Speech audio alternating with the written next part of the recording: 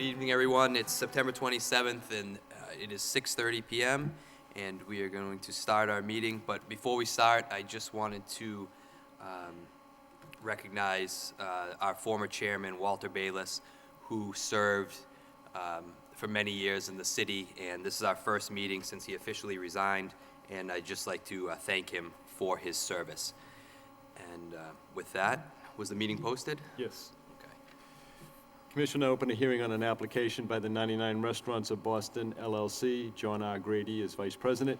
The all-alcoholic beverage restaurant licensee at 850 Chelmsford Street. This for a stock transfer. Attorney Greg DeMarcus is legal counsel representing the 99 restaurant. Could you please state your name for the record? Good evening. My name is Gregory DeMarcus. I'm an attorney in Lynn with DeMarcus Law Offices, and I represent the licensee tonight, which is 99 Restaurants of Boston, LLC. And we're here for approval for the transfer, a stock transfer at the great-grandparent level of this company. Essentially, the stock of one publicly traded company has been purchased by another publicly traded company, so that at the upper level of ownership, there's been a change. The 99 was a publicly traded company, though 99 was owned by a publicly traded Tennessee company called O'Charley's Inc. And O'Charley's Inc. was a company which owned 3 chains throughout 26 states with 342 restaurants, including 61 99 restaurants in Massachusetts. It was purchased, the stock of O'Charley's was purchased by Fidelity National Financial, Inc., another publicly traded company, under a process regulated by the SEC. And the transaction involving all of these restaurants is about $225 million. Now, due to the complexity of this transaction, we instituted what's called the inverted process, where we seek the approval of the ABCC first before we file the applications with the local licensing board. And our office met with the ABCC several times in this matter, and we obtained the approval, and they had sent a letter to all of the licensing boards with that approval, stating that they had examined the transaction and approved it. So that's what we're asking for tonight. Is the licensee will stay the same, the operation will stay the same, the trade name's going to stay the same, the DBA. Nobody's going to be able to notice any different in the operations. The 99 will be operated the way it has been in the past, but at the upper level of ownership, there's been a change. Commissioner Tague, do you have any questions? I have no questions, Mr. Chairman. I'll make a motion to approve. I'll second that motion. Motion made and seconded. All those in favor say yes? Yes.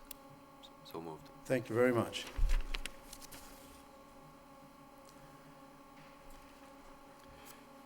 Members of the commission, I respectfully request for ratification, an issuance of a license or a special one-day license, beer and wine, malt beverages and wine only, to Monica Azevedo, who is the catering manager for Aramark, which was for an event which was issued on September 14th, and it was for a reception at the Allen House for the University of Massachusetts Lowell South Campus.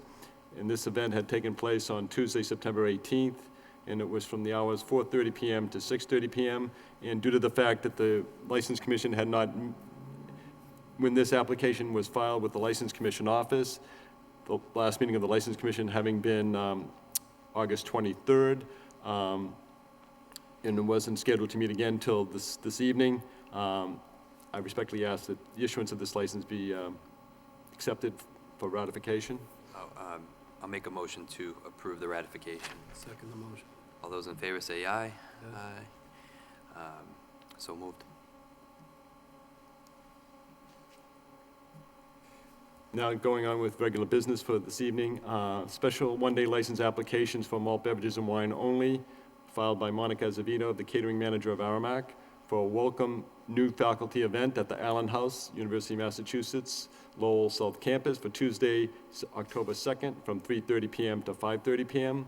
Also, Monica Azevedo has application for a work environment reception at the ETIC building at 40 University Ave on Wednesday, October 19th, from 5 p.m. to 6:30 p.m. And last, Monica Azevedo also has an application filed for beer and wine only for a work environment dinner at the Cumnock Hall, University of Massachusetts North Campus, for Wednesday, October 19th, from 6:30 p.m. to 9 p.m.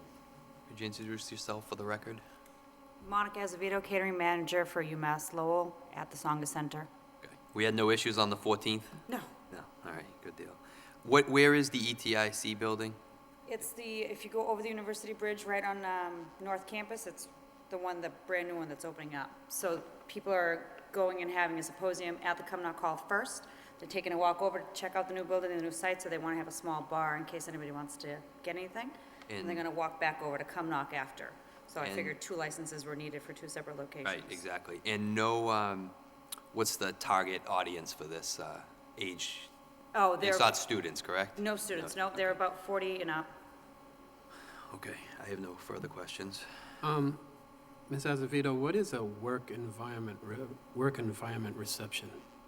Well, the work environment is just it's a group that they have at the universities, similar to, the admissions department. It's just a department that they have, So there's a Department of Work Environment? yes. So they help people get jobs, so now they're hosting a dinner to thank Okay. themselves once And a is there year. parking over by the ETIC building and No, they'll be parking Cumnock at Hall? Cumnock, and they can walk right across the street is how they're doing it. They're having a tour, person who's coming in, and actually guiding them from Cumnock to the ETIC building. How many folks are you expecting at the work environment reception and the work environment dinner? 100 total all day. Okay. I have no further questions. I'll make a motion to approve. One second. All those in favor say aye. Aye. So moved. Thank you. And Monica, I know you've done this before, but the license is in your name, not in Aramark's name? Yes, I'm there for all of it. Okay. And you know that the Commonwealth is going to issue a catering license? Yes, Ryan sent me the information, gave me information, so I did pass it along to my Great. higher-ups. All right, perfect. Commission will now take up applications for public amusement for events scheduled at the Lowell Memorial Auditorium. The applicant is Thomas McKay, Mill City Management, Inc. The scheduled events are concert, Midtown Men, Mill City Management Presents, promoter, for Friday, October 12th at 8 p.m. Also a concert, In the Mood. The promoter is Art Beats Entertainment for Thursday, October 18th at 7 p.m. Also a concert, Chris Tomlin of the promoter is New Sound Concerts for Friday, October 26th at 7:30 p.m. And last is a show. The promoter is the Angkor Dance Troupe, and it's the Ans Aspara Dancing Stones for Saturday, October 27th, 7:30 p.m. Could you introduce yourself for the record? Carol Laws from the Lowell Memorial Auditorium. I have no questions. I have no questions. A motion to approve. Second, all those in favor say aye. Aye. So moved. Thank you. You're welcome.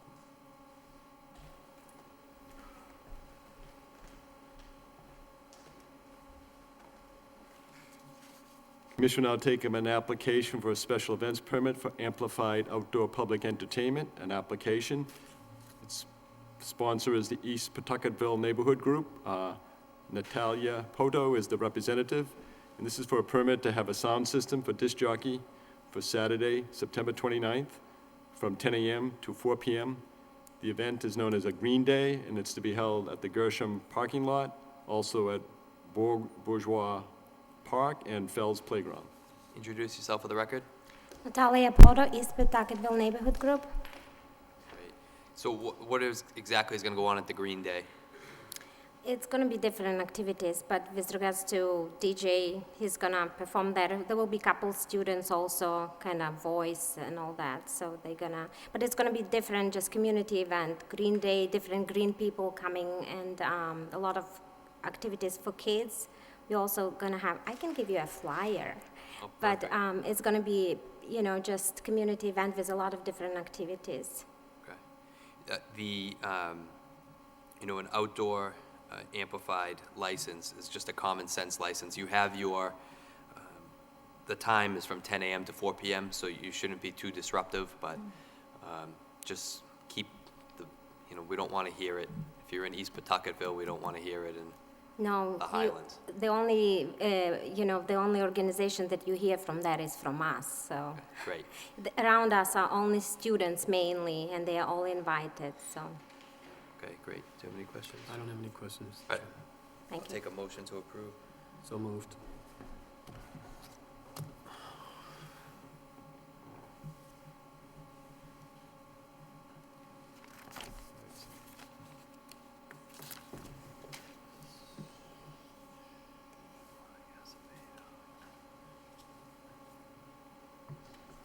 So this is her.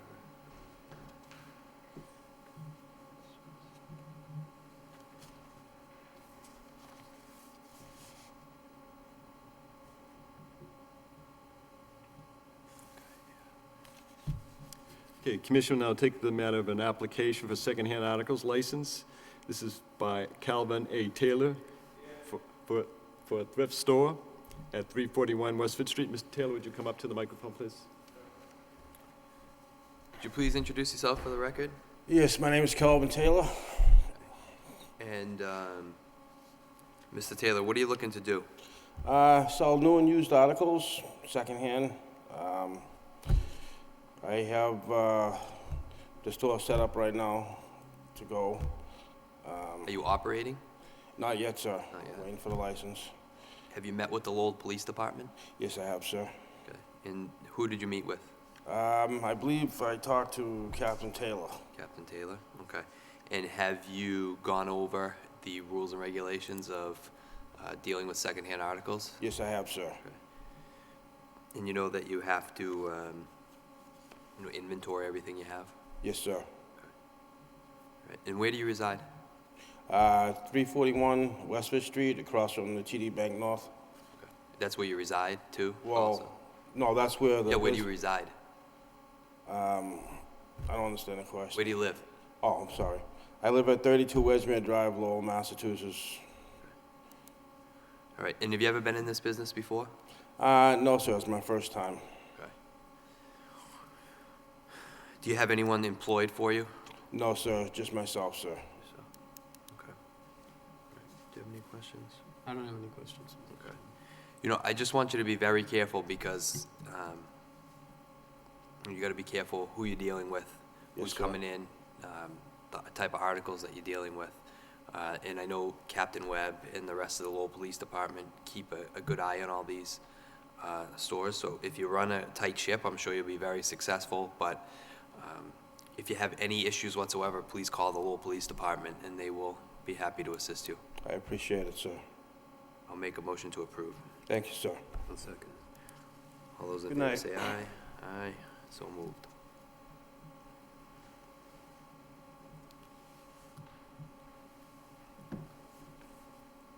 Thomas, make it move this one over here.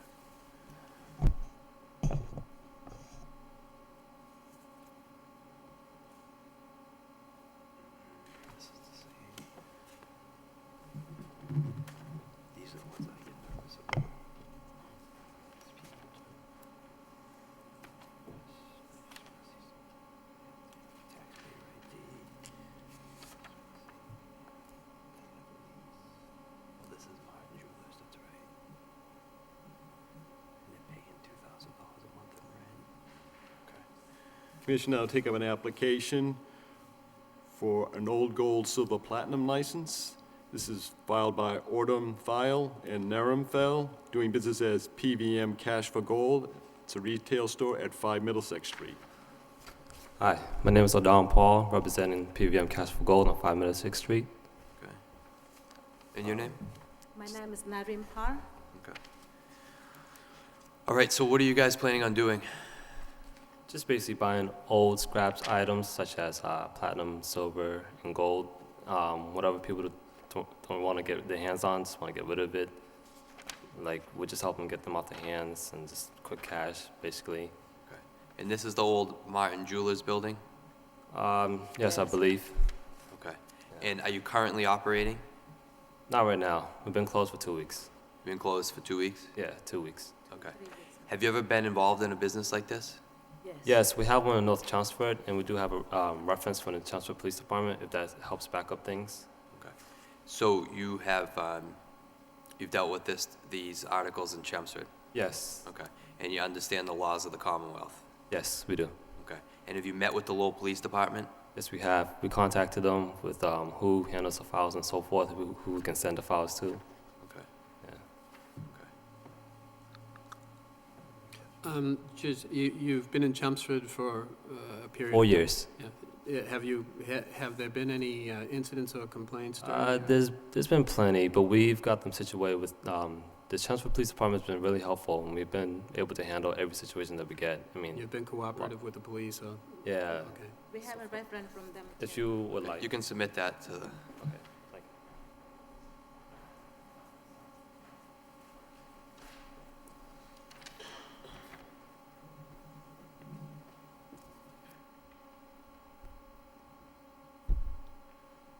you. okay. Now, Vinyl Square is a little different than downtown Lowell. I think there's probably a different clientele. So you just got to be on your game at all times, Yes. okay?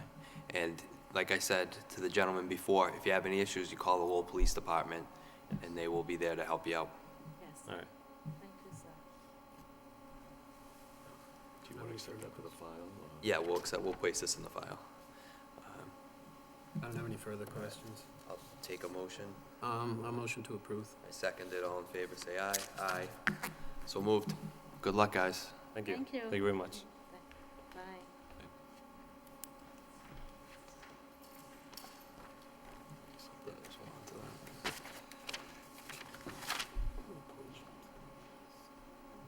Yeah, we're starting to get the actual pawn shops.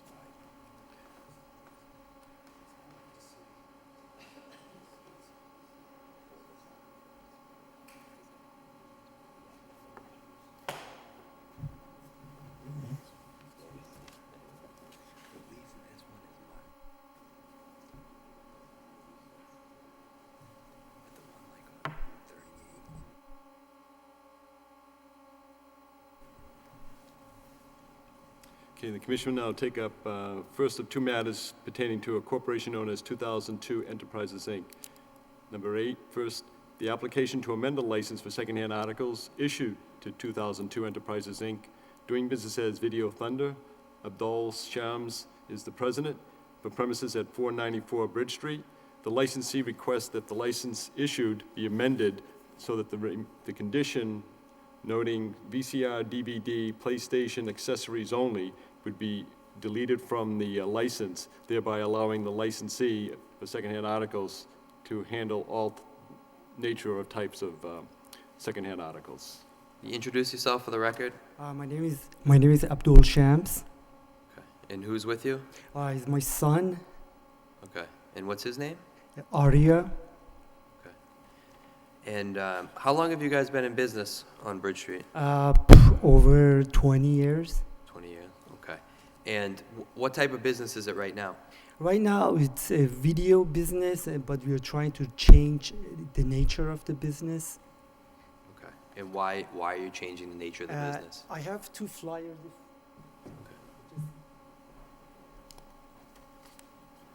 And since my son is behind this whole change, maybe he could explain what exactly it is.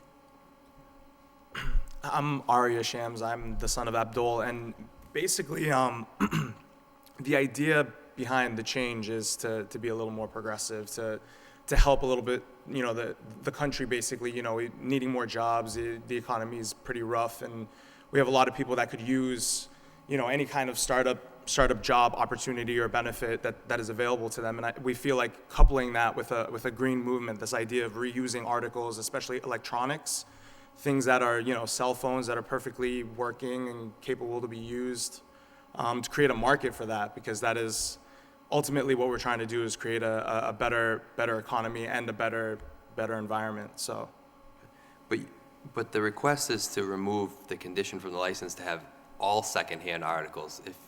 right. So ultimately, while we're focusing on electronics still, which, those articles would be considered part of that umbrella, we would want the freedom to deal with other goods as well, cell phones, laptops, notebooks, DVDs, anything really.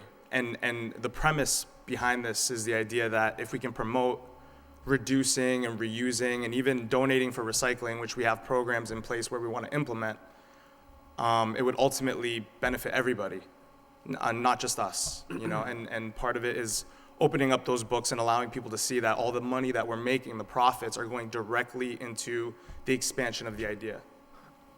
Yeah, I guess my question is, it's, all the things you enumerated were electronic.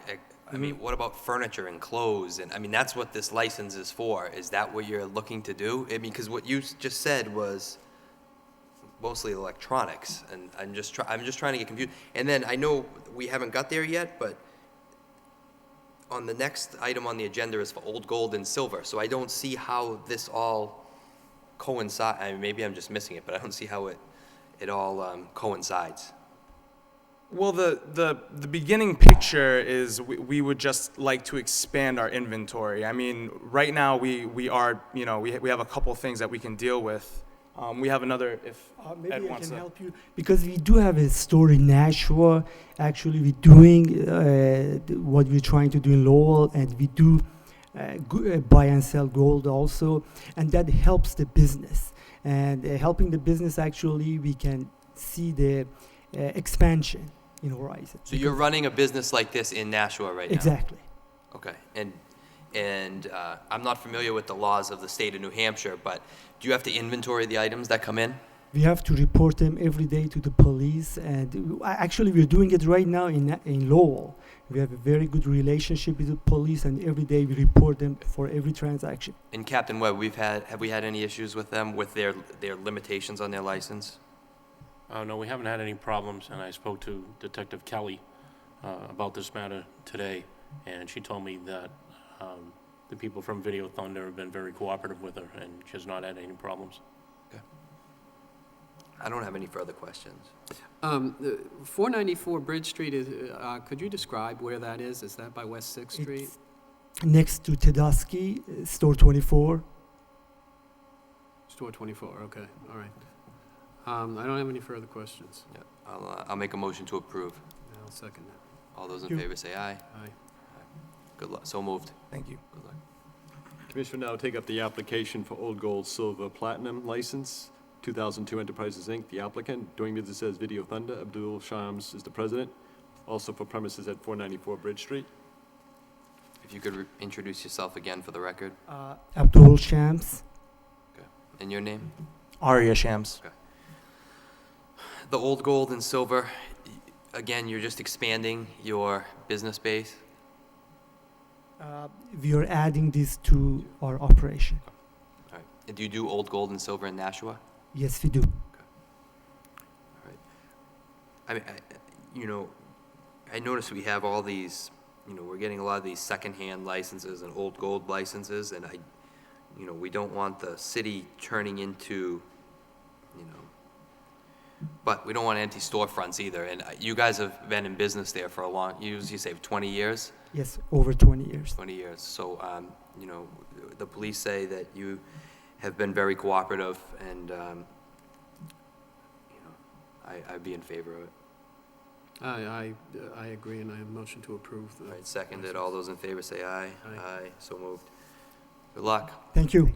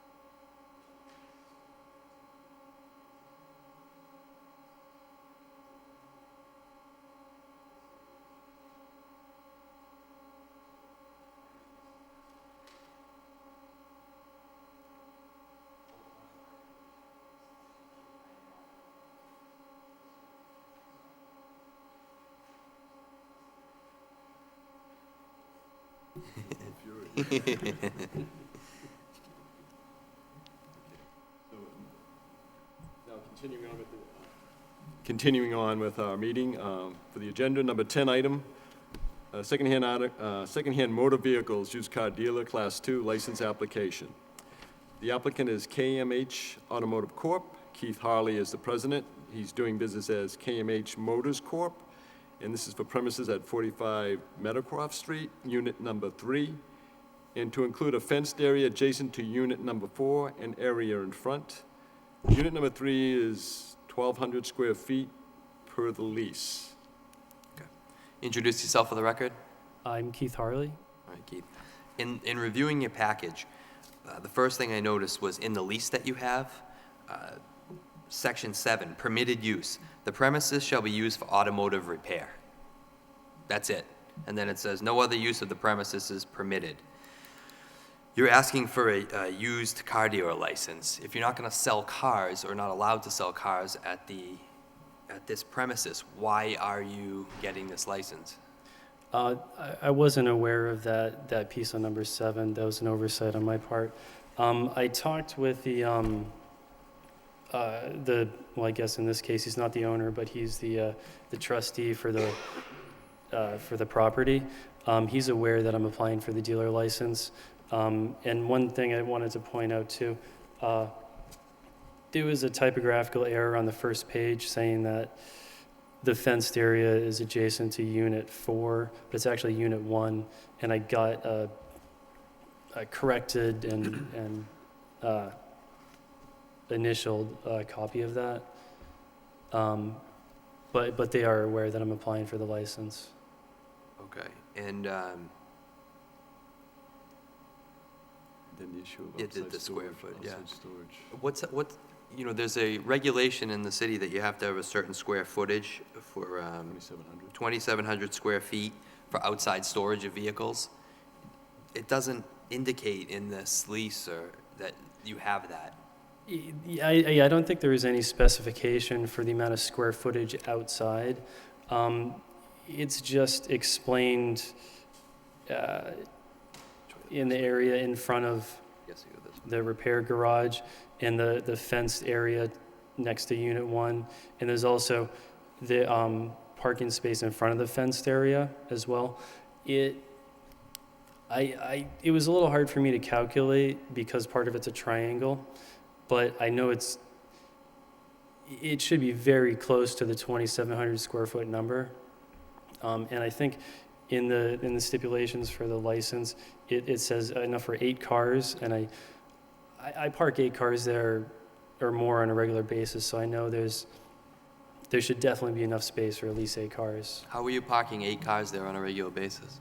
I do, it's just for repair business, and there's project cars and so forth. Okay. They're not, they come and leave every day, for the most part. Yep. So if you're going to have 8 cars there for repair, where are you going to find the room for cars for sale? Well, I intend to You have stream. 16 spaces? If I included, well, part of the space that I can use on a daily basis includes inside parking space, and I usually don't leave any cars outside at night for security reasons. So I have at least, if I put cars on the lift and underneath, I can fit 6 cars inside the garage. I don't intend to have more than 2 cars for sale at a time. The nature of my business, I'm very specialized. I just work on Volkswagens and Audis, and I also, another part of my specialty on top of that is the new Volkswagen diesels. And my demographic is usually not local people. I get people from a great distance, and that's why I have cars that are around, because people are from New Hampshire, Maine, Rhode Island, all over. So it's a little bit unique in that respect. And how many units are in the building that you lease in? There's a total of 4 in that front section. There's more units in the back of the building, but it's not attached. How many units in that building are dedicated to automotive repair or automotives? There's only one other unit adjacent to mine that does auto repair, and they just do general auto repair, whereas I focus on that one brand. Do they not keep vehicles there overnight, multiple vehicles there overnight? Not as many, because they have a very local clientele, unlike myself, where I get people from usually greater than 20, 30 miles away. To your knowledge, are their leases specific as to the square footage of exterior space that's dedicated to their use? From what I understand, nobody has any documented exterior square footage, and it's only the inside square footage that's documented. But this was, I had a conversation with the man in charge of this property, and he also expressed his concern that it wouldn't interfere with other people, and we came to agreement on that. You've been doing business there since September of 2011? Yeah, I've been here for just about a year. I was in Chelmsford for 5 years. I had a dealer license there for 5 years. And again, it was the same operation. Volkswagen, Audi. I only had 1 or 2 cars for sale at a time, very, very specialized. And it was a 6-car license, but I usually had 2 cars for sale at the time. If you could just approach the Sure. bench. I just need to see this clarified for me. This is where your storefront is, right here? That's correct. And Okay. I'd be right there. Okay.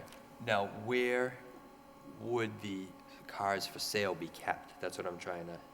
You can fit two deep here. Yeah. So you can do 2 by 2 there. I can fit 3 cars in there. I can fit about 4 cars right there. And then this space, this white car right there, isn't occupied during the day because this is a brewery, so it's just one person. So I can fit another 2 by 2 cars there, which is usually just middle of the day parking. I just put them there, and those are the ones that come in and out. Where does the public way take over here?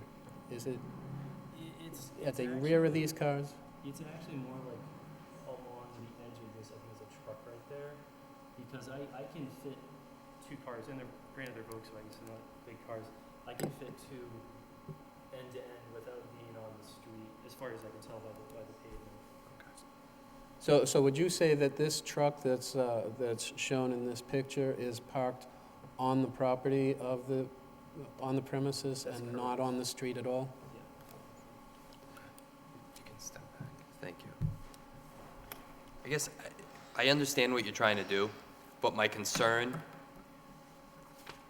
is, number one, with the lease. I think the lease needs to be clarified that, and not only, it's to protect us, but to protect you too, that, it just says auto repair. And then I really think that we need a diagram that shows what the spaces are, where these cars can be held. It needs to be specific as to the square footage and where the zoning bylaws are, I noticed that some of them were attached, or at least the table of uses was in the back here, but in the zoning bylaws, they state how big a parking space should be, and I think we need to see something with that effect. Traditionally, and just if I may interject and I'm not sure this is true today with the zoning board, but when somebody is approaching the board for a special permit or some type of variance, if that be the case, a parking space should be at least 180 square feet for each vehicle. Now, in this day and age with consolidation and parking and condominiums and things like that, maybe that is not as large as an area requirement under the zoning requirements, but traditionally in the past, it's always been 180 square feet. And I know, just for the sake of Commissioner Tague, just to give him a little background, some years ago, a number of applicants would come in with basically a storefront, and that would be their premises. And what the License Commission tried to do was to create a certain balance where you had an applicant who was going to show that they had, in the case of our city regulation, License Commission regulation, show at least 2,700 square feet, so that the applicant was making a good faith attempt to be dealing with the public. Now, nowadays, the situation, practically speaking, is a lot of businesses, licensees, like to deal with their customers by way of the internet.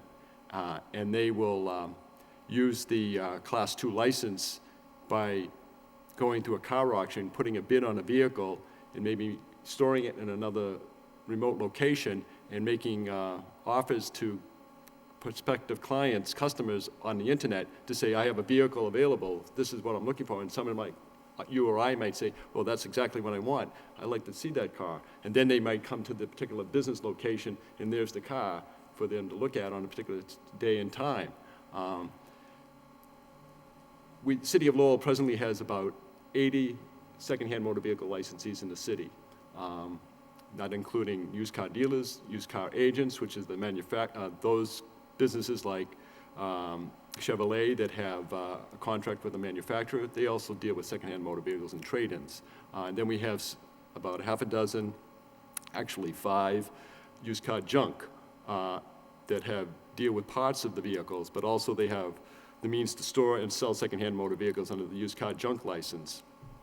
And so, in an attempt to deal with Mr. Hartley in this past couple of weeks, kind of conveyed to him that the board has a certain guidelines, certain regulations that he should look to, and I spoke to him earlier in the week that he might want to suggest that he speak with his landlord about possibly amending that lease to kind of conform with what might be a traditional applicant for a license. At least in terms of the way that I feel on this, is one, I think the lease needs to be amended, and two, I need to see some sort of diagram that shows that you have the proper square footage. And, you know, my instinct would be to just continue this to our next hearing, and we could take it up again when you have the documentation, correct? And Mr. Nguyen will work with you he's been doing this a long time. He knows what we look for in approving a license, and he will guide you down the right path. So I would take his advice and, you know, run everything by him before appearing next time. If I may, Mr. Chairman, I also noticed that you incorporated in earlier this year, is that correct? So you may want to bring that to the attention of your landlord as well when he's doing the redraft of the lease. Because I think it says that you can't sublet or assign your lease, and the corporation is a different entity than yourself. Okay. So I'll make a motion that we continue this to our next hearing. I'll second the motion. All those in favor say aye. Aye. Aye. So moved. And we're not trying to be difficult, we just want it done correctly. Oh, yeah, I understand. I'll be prepared. All right. Thank you.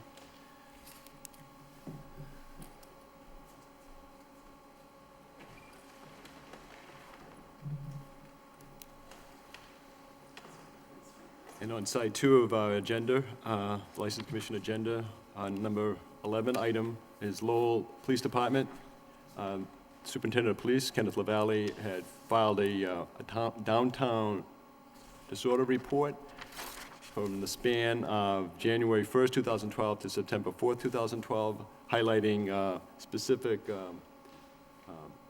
statistical incidents of what might be construed as a disorder or a crime. I'm not sure if it's so much crime, but disorder and just antisocial behavior. In reviewing this correspondence we received from the police department, just a couple things. As I mentioned previously, you know, there's obviously a significant increase in the enforcement of the public urination, you know, up 400% from last year. So obviously that's something that the city is cracking down on. I think that's a good thing. In terms of the vandalism is down 30%, I think that's great. That means the police and the bar owners are doing an excellent job. There's a slight increase in assaults from 43 to 47 during the same period as last year.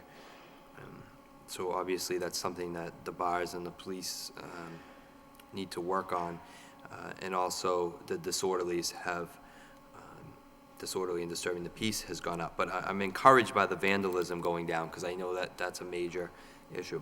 My question for the police department is, it says that 55% of the people in these crimes or disorder are intoxicated. And then it said 36 had ties to liquor establishments. My question is, what determines whether they have a tie to a liquor establishment? I'm not sure of the criteria that was used for that. I think it may be something in the officer's report indicates that those people were at a particular establishment, or perhaps they told the officer that they came from a particular establishment. Okay, all right. Just, I think that's helpful information, but when looking at this, it calls out certain establishments, and in terms of what the License Commission can do as a body, we haven't had complaints against numerous of these establishments. So I don't know whether these incidents are just someone saying that they, and I guess I would like to have that clarified at some point, whether they're saying, oh, I was at XYZ pub, and were they actually there? Or did it happen inside the establishment? I guess that, if we could have that broken down to that effect, I think that it would be helpful. And I'm not saying that, if it happens outside, there may be nothing that we can do as a license commission to the establishment, but the establishments should have some, take some of the responsibility that, if they're coming from their place and then they're going outside and causing some issues. As a license commission, we may not be able to punish them, but as a, just being a good neighbor to the downtown, that's something that they have to clean up upon. But I don't know what your thoughts are. I was just wondering if now, public urination obviously is public, but the assaults, the disorderly, disturbing, and the vandalism, are we to presume that these are occurring outside of the licensed establishments, or are these both inside and outside the licensed establishments? They're taking place both inside and outside. The majority of them are outside. Okay, but included in this number is within the The number would include both. establishments. It could be calls that were received for problems inside or outside of an establishment, incidents that a detail officer or an officer on regular city duty might have observed and taken action on. And these are just incidents. It doesn't mean that arrests took place or, there were any complaints filed. It's just that there were an incident. If there's a fight downtown and the police are called, there may not be any arrests, but they say, oh, these people came from this bar, and that's what's noted here. Is that correct? That's correct, Mr. Chairman. All right. I noticed that there are some people from the downtown here. I don't know if anyone wishes to address the board, but if you do, please step to the podium.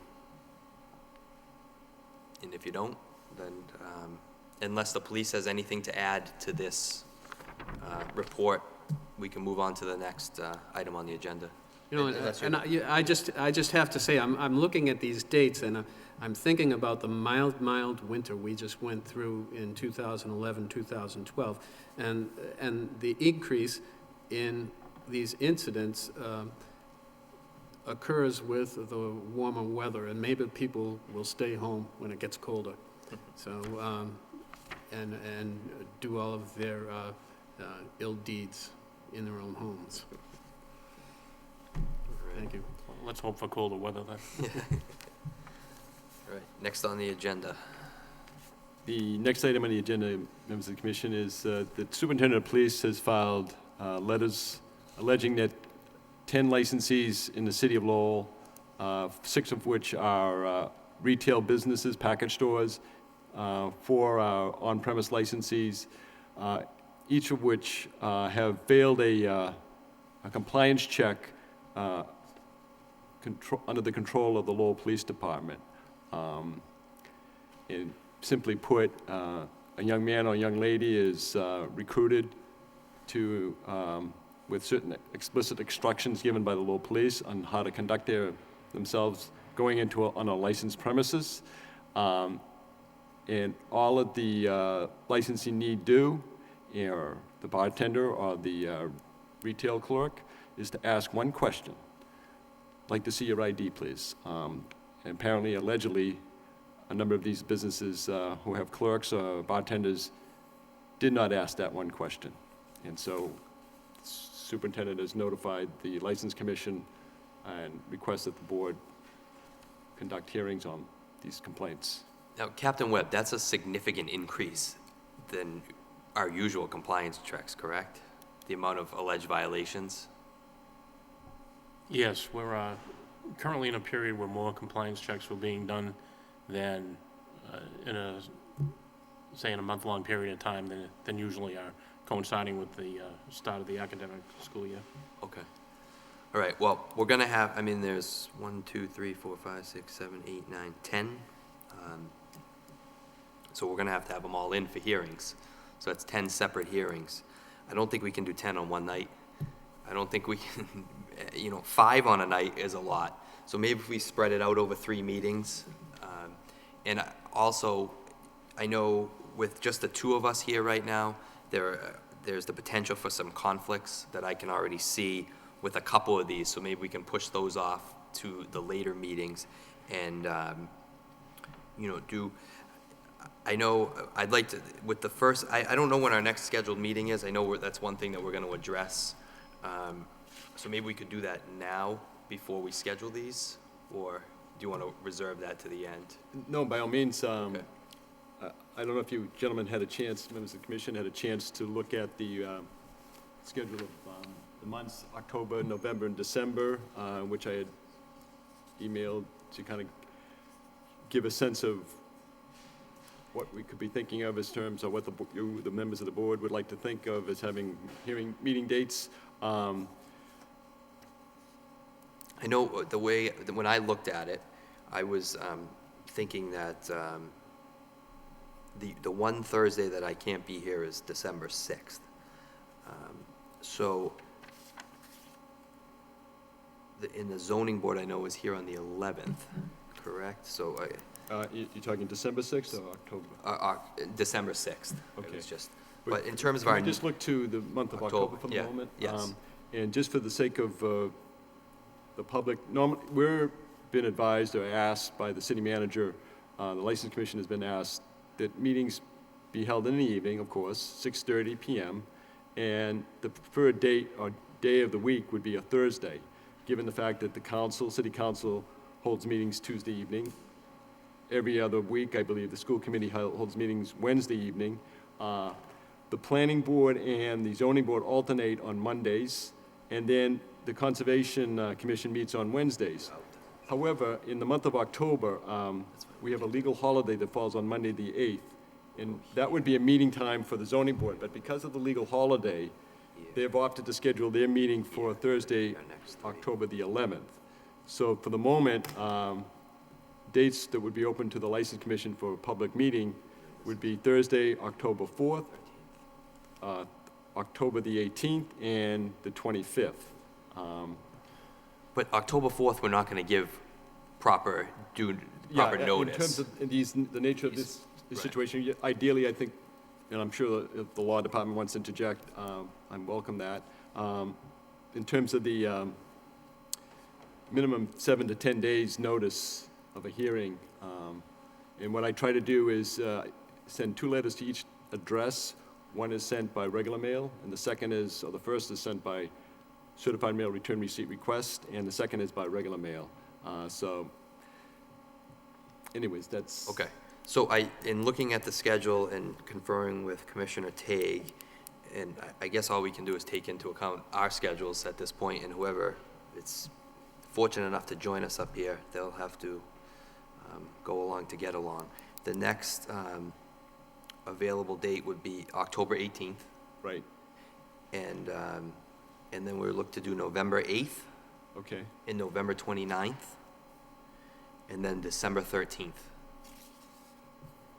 Does that concur, would you concur with that? I just selected. Oh, you it. did, okay. We went through it, so. So just for as far as the board meeting now, for the month of October, motion is to schedule meetings for Thursday, October 18th Correct. at 6:30. Also for Thursday, November 8th at 6:30. Thursday, November 29th at 6:30. And for Thursday, December 13th at 6:30. Yes. And just for the public's sake, the month of November is a curious month because we have two legal holidays that month. Veterans Day legally falls on a Monday, the 12th, so the zoning board has opted to schedule its meeting on the 15th of November. And then, of course, Thanksgiving is the 22nd, the following Thursday, and then, so that leaves the 29th as the, So, and, you know. so as far as if you wanted to pursue that, if Right, that's okay. so, I guess, I know that, if we could, I'd like to schedule Lucky Bee Inc.,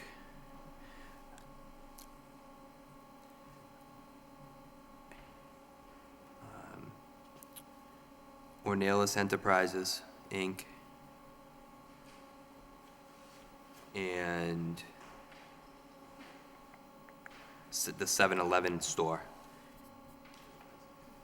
If we could do that on those three on October 18th. 18th. And then if we could do, or schedule CB Enterprises, Camilla LLC, Lowell Sports Club, in 280 Central Inc., all for November 8th. And then L&M Liquors, D&Y Corp., and Turcotte Liquors for November 29th. And I know that that's a considerable amount of time on those three, but I know on at least two of them that I already have a conflict, and my hope is that there'll be at least one more member sitting here, and that'll kind of resolve that issue. And so if we put that off, I don't know what the city manager's timetable is in appointing an additional member, but I'm confident that he'll do it in the shortly. You may have missed one, if I may. Sure. Unless I didn't hear you correctly.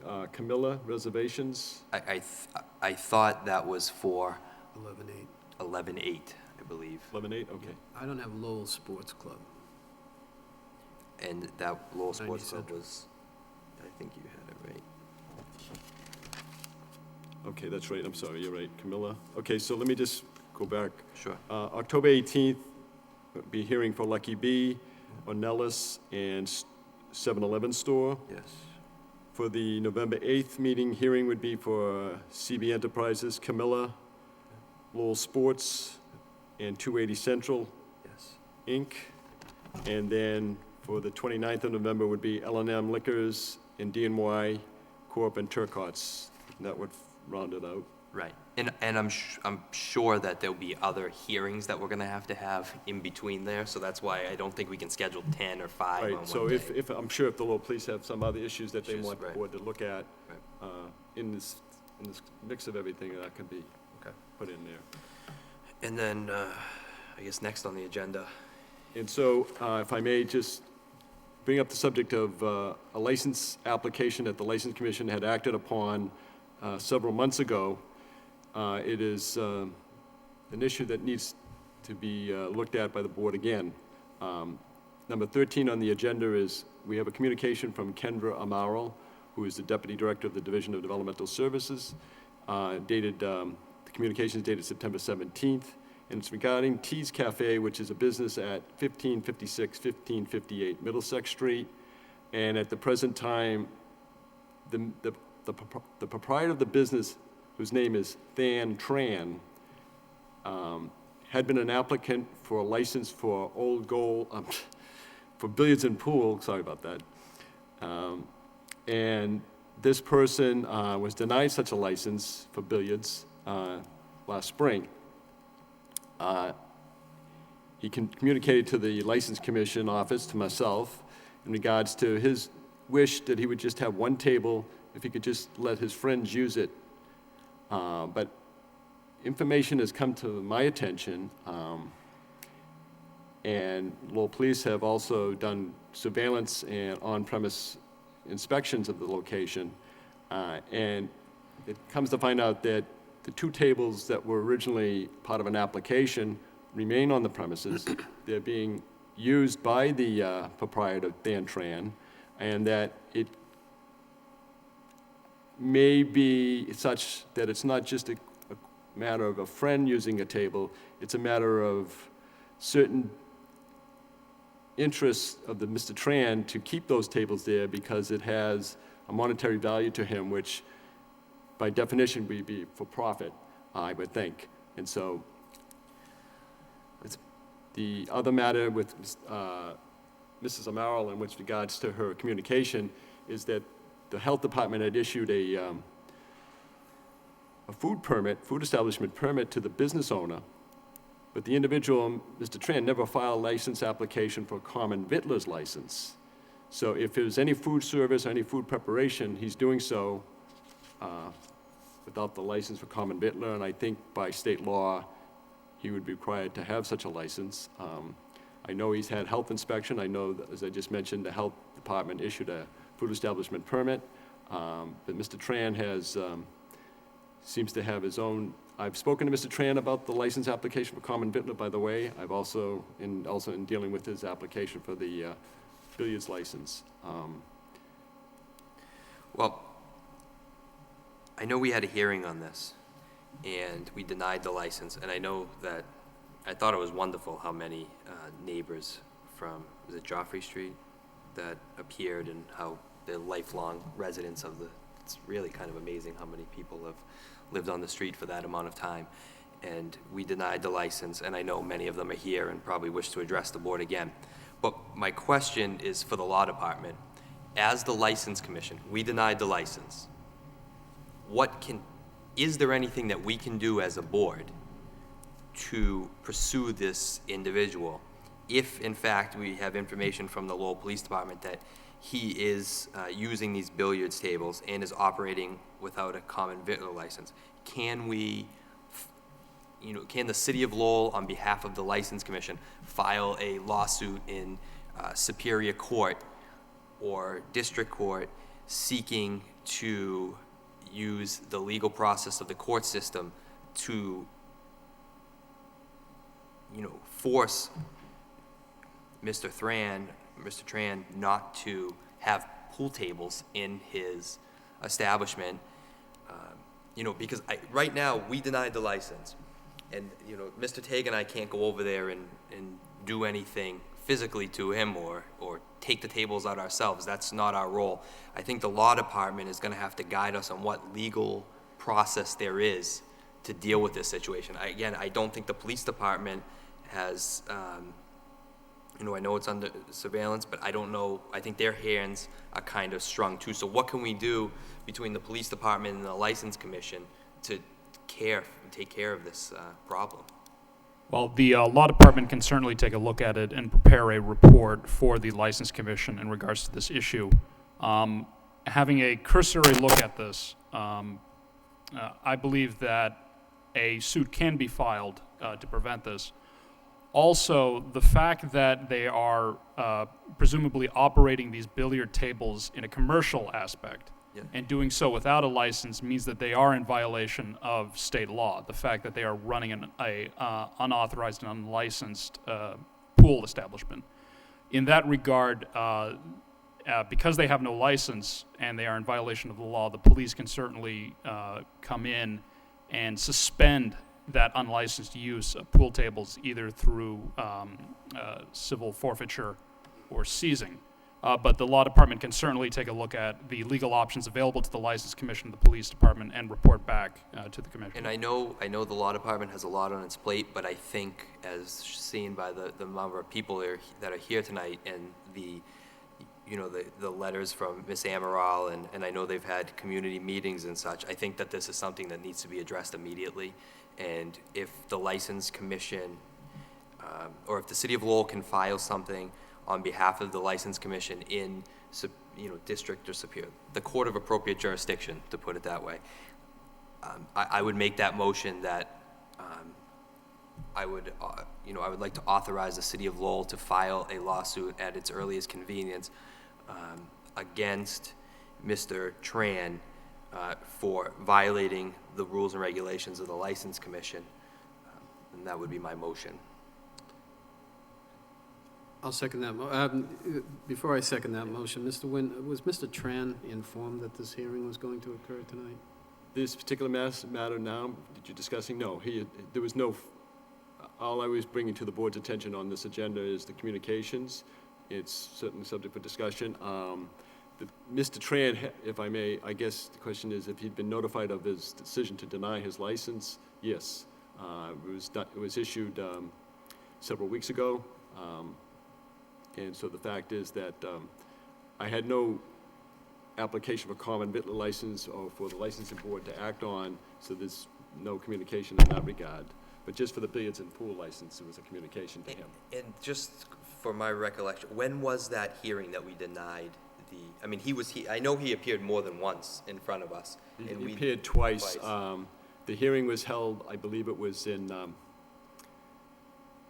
first meeting in May, I believe that was when we had our hearing. Okay.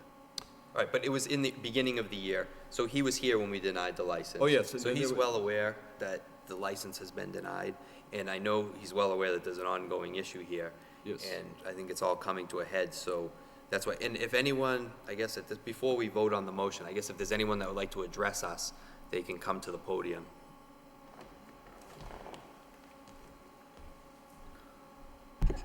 Thank you, members of the commission, Mr. Nguyen, Mr. Chairman. As indicated, we were here several... Could you just introduce yourself for the record? Yes, thank you. My name is Tom Bellegarde. I live at 25 Joffrey Street in Lowell. And I'm here again to vehemently deny this application. And not to be redundant, but several weeks ago, 10 or 12 weeks ago, we were here. Through the wisdom of the board, they voted unanimously to deny the petition's request, which we're very happy with. But from my point of view, I think that became a problem. And the problem is Mr. Tran moved tables in to his establishment long before the meeting. And obviously, the way we look at it as the neighborhood, it's not the neighborhood's problem, it's not the commission's problem, it's Mr. Tran's problem. When we were going through the process of after the meeting, we actually stopped by to talk to him. And we wanted to give him time so he could move the tables along. And it wasn't until it was apparent to us that he was going to do nothing that really started this ball rolling again. And as we move forward from that meeting to last Sunday, the billiard sign's still up on the building, the pool tables are still in his establishment, and I believe the Lowell PD actually found him playing pool on Monday night. So it's very frustrating for us because we're trying to follow all the rules and regulations and going through the various departments of the city to accomplish this. And I don't think it's fair or reasonable to actually not do exactly what you're saying, Mr. Chairman. And also, I don't know where this other license is going as far as the serving of the food, but obviously we would have, if that came to pass, we'd have some thoughts on that as well. So I request that you guys, members of the board, consider this very seriously and help us out with this very serious problem. Thank you. Thank you. Is there anyone else that would like to speak? I am Debbie Bellegarde. It's my husband, Tom. Everything he said about the pool tables, we all agree that they need to be gone. However, if I could show you some pictures. You can bring them up.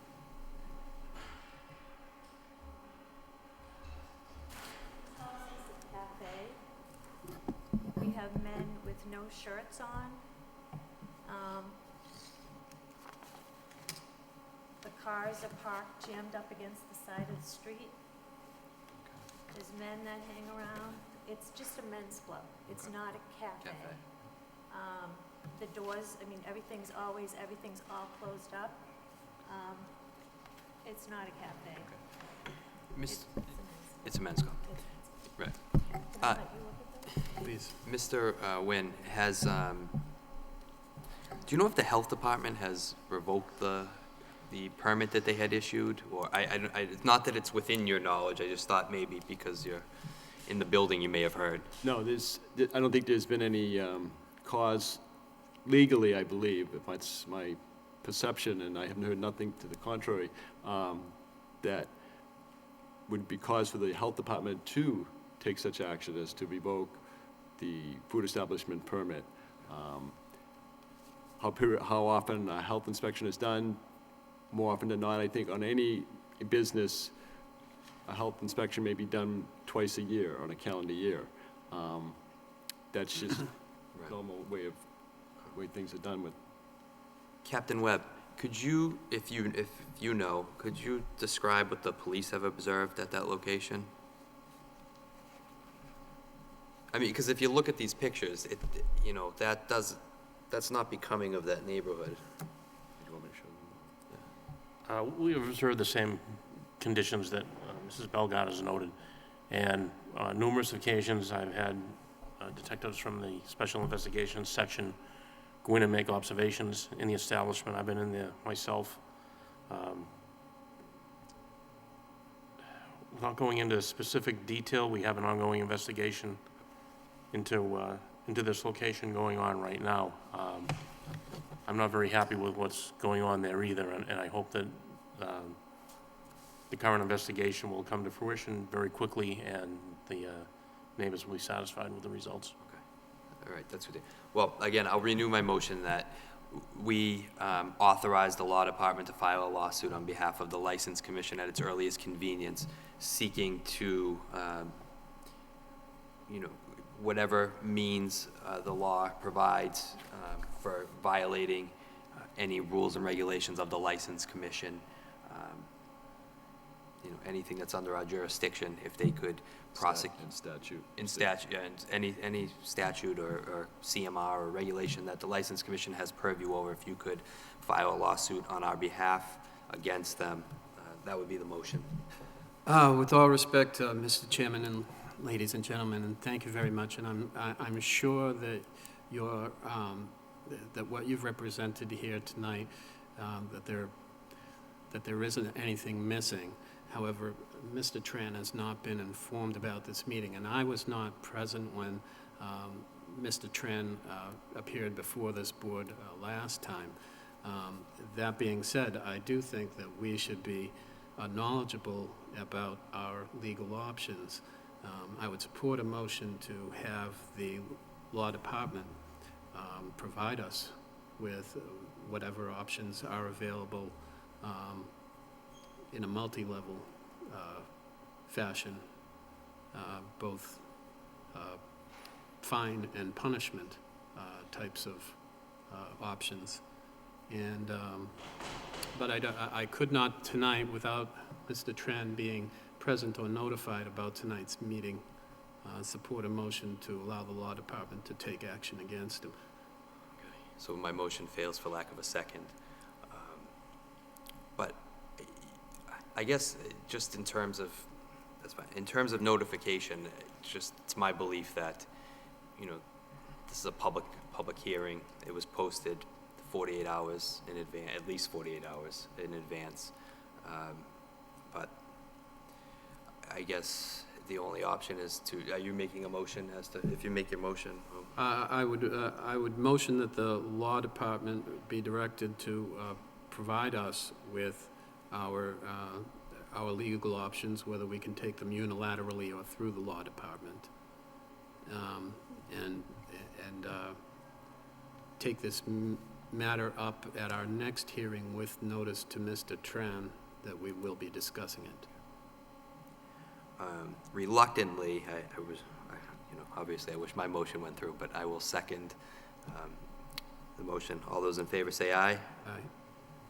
So moved. And if I may, Mr. Chairman, even without the motion, the Law Department will certainly expediently review the legal options available. And if it's clear that that a public hearing would not be necessary, and I suspect that given that this is an unauthorized, unlicensed establishment engaging in activities that require a license, it may, and it's in fact likely that it would not be necessary for a public hearing and that the police can take action. But the Law Department will certainly review the legal options available and immediately advise the And the commission. hopefully, if they are, it appears to be that they are running an illegal establishment. If they are and the police does take action, I think as a license commission, we'd still like to get the information from the Law Department, just so in case this happens to another establishment or at another place, we're versed in what we can do to enforce our rules and regulations. Certainly, and the Law Department will prepare an opinion for the commissioners.